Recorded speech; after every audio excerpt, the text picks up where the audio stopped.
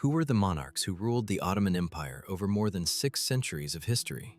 How did they go from tribal leaders to sultans who controlled 3 continents? Which sultan led the empire to its greatest glory, and who brought about its decline? How many of them died on the throne? How many were overthrown? And how many executed their own sons for power? What decisions did they make that changed the course of Islamic, European, and African history? Who was the wisest, the cruelest, the most reform-minded, and the most forgotten? What secrets, betrayals, and legacies did each one leave behind in the long list of Ottoman sultans? How do their reigns connect with major world events, from the fall of Constantinople to the First World War? Hello, and welcome to Tras la Invención. In this video, we'll journey through the history of every monarch of the Ottoman Empire, revealing their achievements, failures, and mysteries. Get ready for a journey through absolute power, dynasties, and the legacy of one of the most influential empires in history. The first stage of Ottoman history, from the late 11th century to the mid-15th century, marks the transformation of a small Turkmen tribe into a consolidated military and political power in Anatolia and the Balkans. Under the leadership of its first 6 sultans, the Ottoman Empire grew strategically, expanding into Byzantine territories, consolidating its administration, and laying the foundations for what would become one of the most enduring empires in history. Osman I, 1299–1326. The founder of the empire, considered the founding father of the Ottoman state, Osman Gazi was a tribal chief who, after the fragmentation of the Seljuk Sultanate of Rum, declared his independence in 1299. He began a policy of expansion into Byzantine territories in Decay, especially in the northwest of Anatolia. His vision was not only martial, but also spiritual. He is credited with Osman's dream, in which the empire appeared to him as a tree spreading over the Islamic world. Osman gave his name to the empire. Osman of Bayezid was a charismatic leader who combined faith, strategy, and tribal unity. Orhan I, 1326–1362. The organizer of the state, Osman's son consolidated what his father had begun and took Bursa in 1326, establishing it as the first Ottoman capital. He introduced fundamental elements for state building: a national currency, an axe, a regular army, the forerunner of the Janissaries, and the creation of religious and judicial institutions. Orhan was the first sultan to cross into Europe, occupying Gallipoli after an earthquake weakened the Byzantine area. He transformed a tribal principality into an organized power structure with an economic and legal foundation. Murad I, 1362–1389. The conqueror of the Balkans moved the capital to Edirne in Europe, demonstrating imperial ambition. He established the Imperial Divan, the Council of State, and laid the groundwork for a centralized bureaucracy. Expansion into the Balkans followed. The Battle of Maritsa in 1371 and the Battle of Kosovo in 1389, where he died in combat, solidified Ottoman presence in Serbia and Bosnia. He was the first sultan to adopt the title Sultan of Sultans and centralized political power. Bayezid, the Thunderbolt, 1389–1402.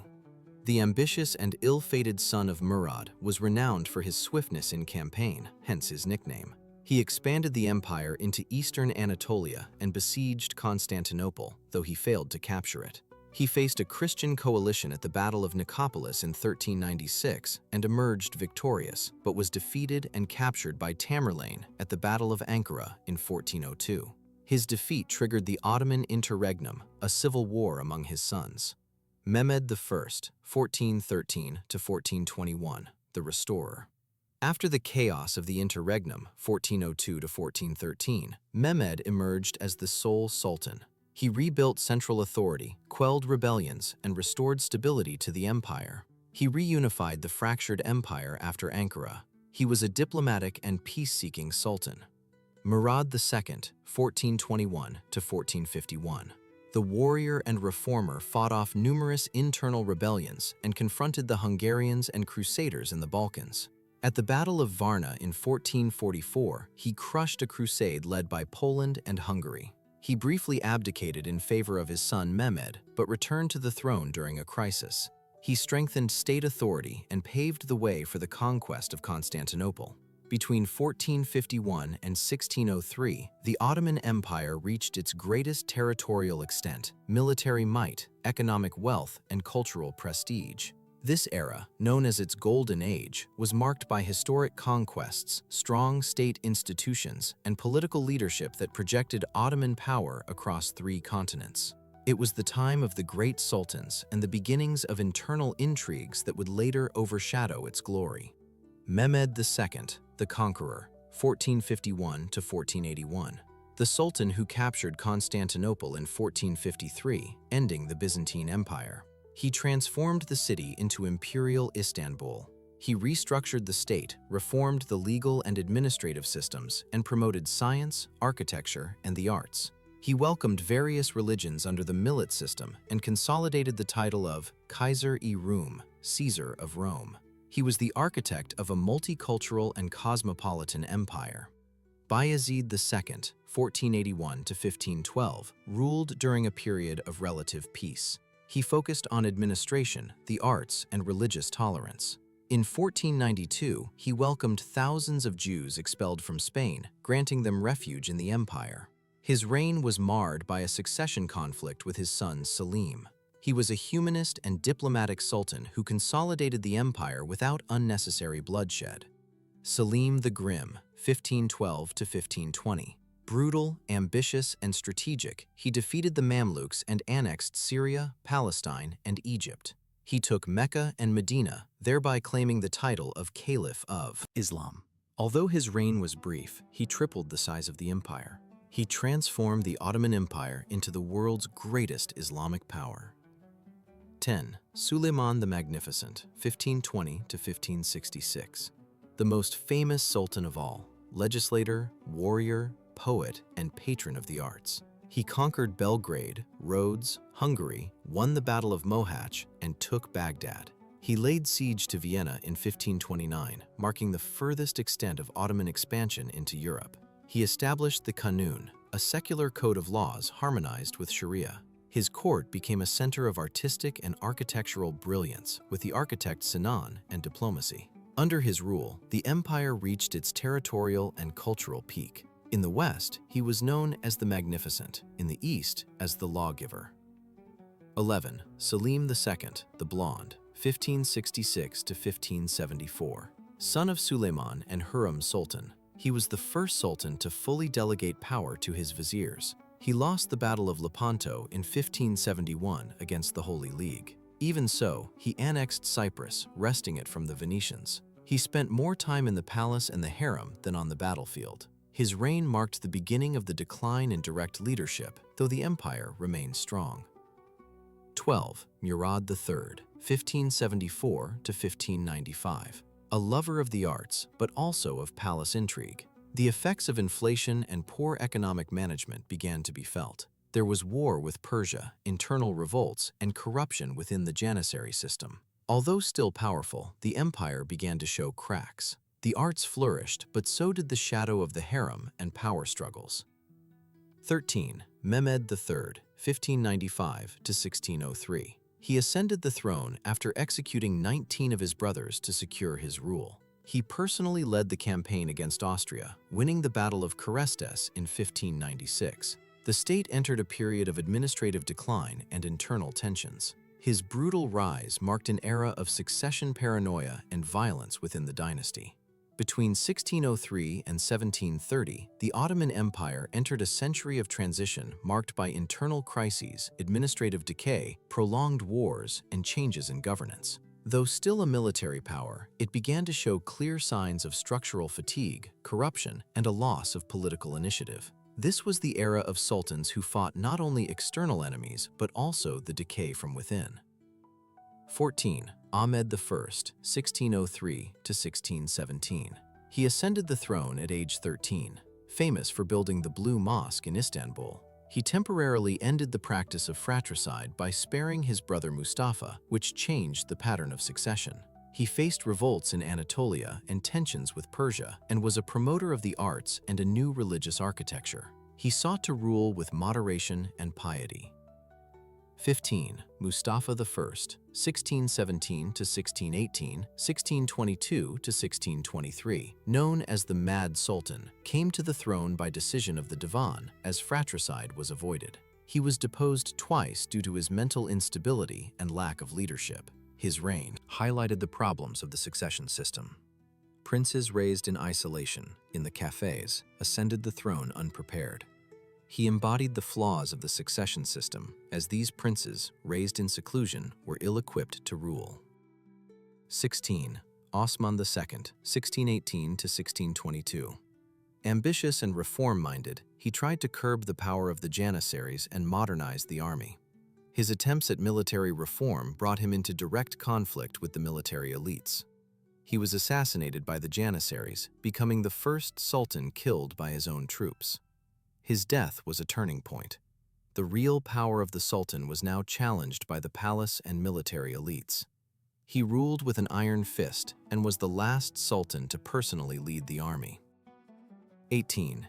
Ibrahim I, the Mad, 1640 to 1648, ascended the throne after years of confinement in the cafes, which took a toll on his mental health. Famous for his eccentricities and extreme extravagance, his erratic behavior led to his deposition and eventual execution. He personified the fragility of the Ottoman succession system and the growing disorder at court. 19. Mehmed IV, the Hunter, 1648 to 1687, reigned for nearly 40 years but delegated much of his power to his Grand Vizier. During his rule, the Ottomans launched their last major offensive in Europe, culminating in the Battle of Vienna in 1683. He was deposed after a series of military defeats. His reign marked the turning point from Ottoman expansion to a slow retreat in Europe. 20. Suleiman II, 1687 to 1691, came to power after the chaos and deposition of his predecessor. He tried to reorganize the army and stabilize internal affairs. He died after only 4 years during a war against Austria, a short but respectable reign that sought to halt the empire's decline. 21. Ahmed II, 1691 to 1695, brother of Suleiman II, ruled during an ongoing war with Austria without achieving significant successes. Pressure in the Balkans continued to mount. Another brief sultanate, he was a victim of an empire in constant military decline. 22. Mustafa II, 1695 to 1703, tried to restore real power to the Sultan by confronting the vizier and the Janissaries. He failed to stop defeats at the hands of the Austrian Empire. He was deposed after the Edirne revolt in 1703. His fall marks the end of the classical Ottoman period and the beginning of a prolonged institutional decline. Between the 16th and 19th centuries, the Ottoman Empire faced a painful reality. It was no longer the dominant power it had been in centuries past. Military defeats, European pressure, internal corruption, and technological backwardness pushed the empire into a period of urgent reforms and experiments in modernization. This period was a delicate balancing act between tradition and renewal, between reformist sultans and conservative elites, all struggling to prevent the collapse that was already looming. He ruled during the so-called Tulip era, an age marked by art, luxury, and diplomacy. Printing presses were introduced, permanent embassies established, and Western architecture adopted. He signed the Treaty of Passarowitz in 1718, ceding territory to Austria. He was overthrown after the Petrona Halil revolt, which brought an end to the court's hedonism. He promoted an unprecedented, though brief, wave of cultural and diplomatic openness. Mahmud I, 1730 to 1754. The restorer of stability came to power after the chaos of the previous revolt. He ruled with pragmatism and restored institutional stability. He faced wars against Persia and Russia, managing to maintain the territorial balance. He knew how to restore order without completely abandoning the drive for reform. Osman III, 1754 to 1757.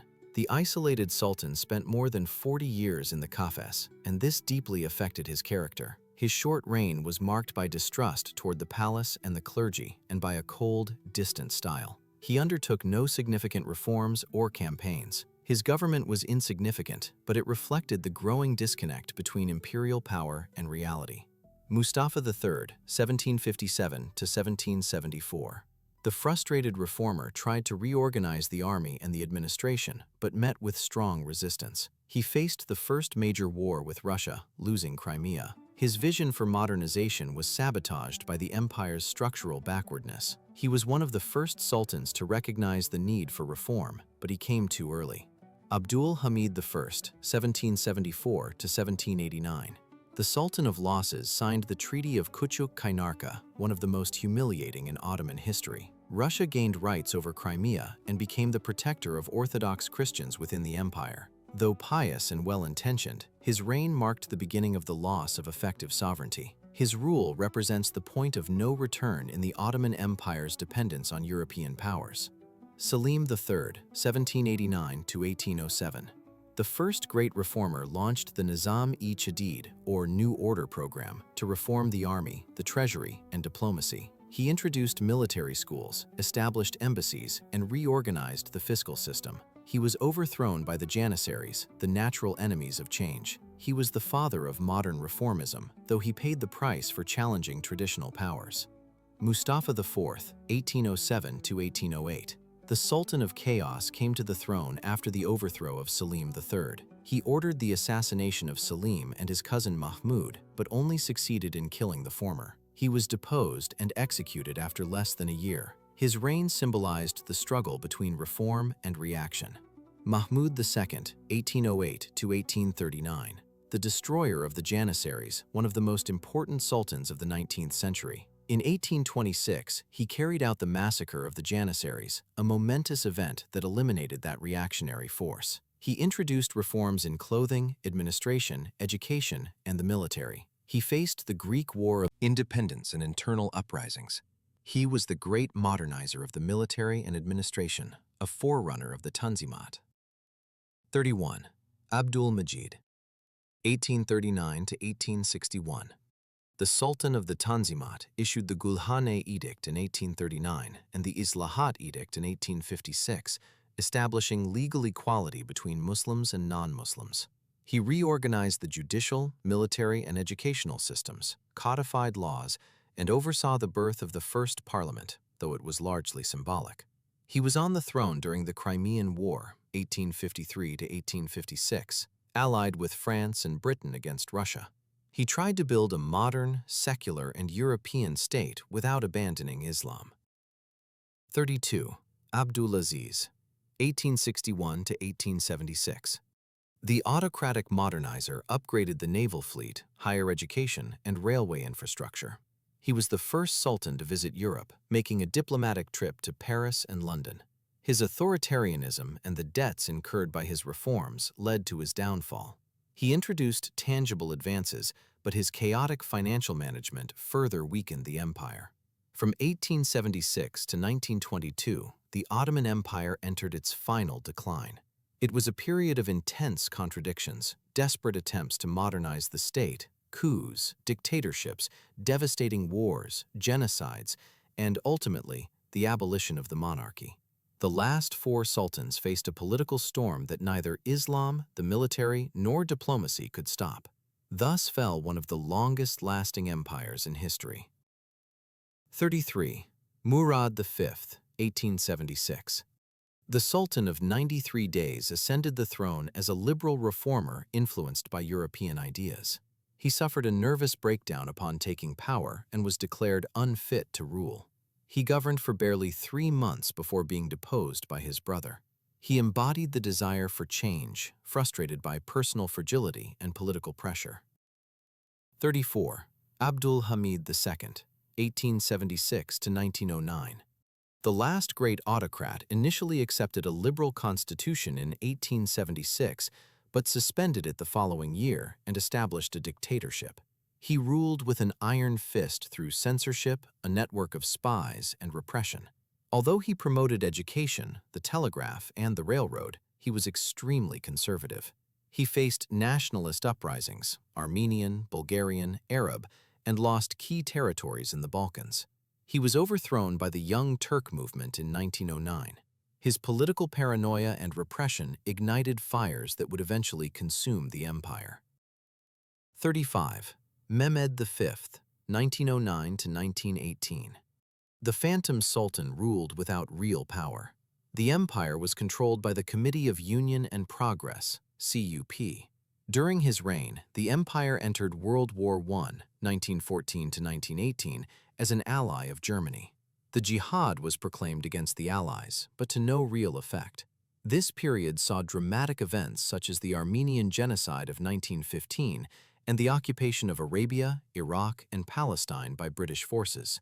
His reign became a symbol of the throne's powerlessness in the face of an authoritarian military elite. Mehmed VI reigned from 1918 to 1922. The last sultan took the throne after defeat in World War I. The empire was occupied by the Allies, and the parliament was dissolved. He was unable to stop the rise of Mustafa Kemal Ataturk's nationalist movement. In 1922, the Turkish parliament in Ankara abolished the Sultanate. Mehmed fled to Malta aboard a British ship, marking the end of the Ottoman Empire. He was the last Ottoman sultan, a witness to an empire dissolving before his eyes, powerless to stop it. The Ottoman Empire was born as a tribal dream in Anatolia. It grew to become the terror of Europe and the beacon of Islam, and died shrouded in internal betrayals, world wars, and nationalist uprisings. Its last sultans were more victims than leaders, caught in a whirlwind they could no longer control. The story of the Ottoman Empire did not end with a great battle or a spectacular fall, but with a document, a decree, and a silence in the Topkapi Palace. On November 1, 1922, the Sultanate was abolished, and on October 29, 1923, the Republic of Turkey was born. What do you think about the end of the empire? Do you believe it could have been saved with deeper reforms? Leave us your comment and give a like if this video helped you understand the fall of one of the longest-lasting empires in history. Subscribe as we continue to revive stories of power, glory, betrayal, and legacy that still resonate today. Until the next episode, because even though the empire ended, its shadows are still alive.